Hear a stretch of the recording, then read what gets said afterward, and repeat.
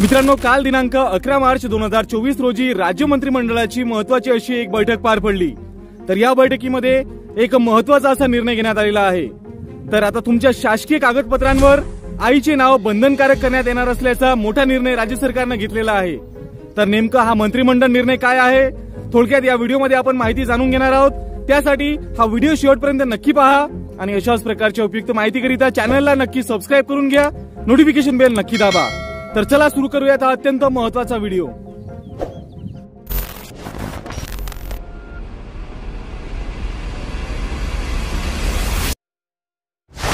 मित्रांनो, दिनांक 11 मार्च 2024 रोजीच्या मंत्रिमंडळाच्या बैठकीत शासकीय दस्तऐवजावर आईचे नाव बंधनकारक करण्याचा राज्य मंत्रिमंडळाने मोठा निर्णय घेतलेला आहे।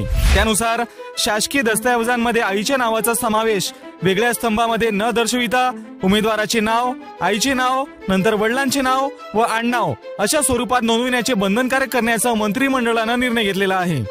तर या ठिकाणी तुम्ही स्क्रीनवर पाहू शकता, सुरुवातीला तुमचं नाव येईल, त्यानंतर आईचं नाव येणार, त्यानंतर वडिलांचे नाव आणि त्यानंतर आडनाव।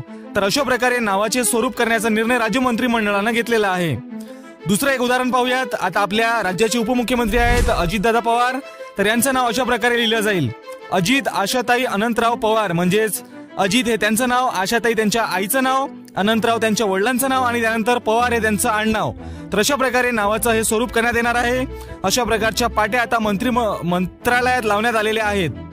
तर मित्रांनो, आता हे कोणासाठी बंधनकारक असेल, तर या ठिकाणी तुम्ही पाहू शकता 1 मे 2024 रोजी व त्यानंतर जन्मलेल्या सर्व बालकांच्या नावाची नोंद, बालकाचे नाव, आईचे नाव, नंतर वडिलांचे नाव व आडनाव अशा स्वरूपात सर्व शैक्षणिक कागदपत्रे, महसुली दस्तऐवज, वेतन चिठ्ठी, सेवा पुस्तक, विविध परीक्षांच्या अर्जाचे नमुने इत्यादी शासकीय दस्तऐवजांमध्ये बंधनकारक करण्यास ही मान्यता देण्यात आलेली आहे। म्हणजेच आता 1 मे 2024 रोजी व त्यानंतर जे बालक जन्माला येतील त्यांचं नाव अशा प्रकारे करण्याचा निर्णय घेण्यात आलेला आहे। म्हणजे सध्या तुम्हाला हे करण्याची गरज नाही, परंतु 1 मे 2024 रोजी व त्यानंतर जन्मलेल्या सर्व बालकांच्या नावाची नोंद अशा प्रकारे करण्याचा हा मंत्रिमंडळ निर्णय आहे।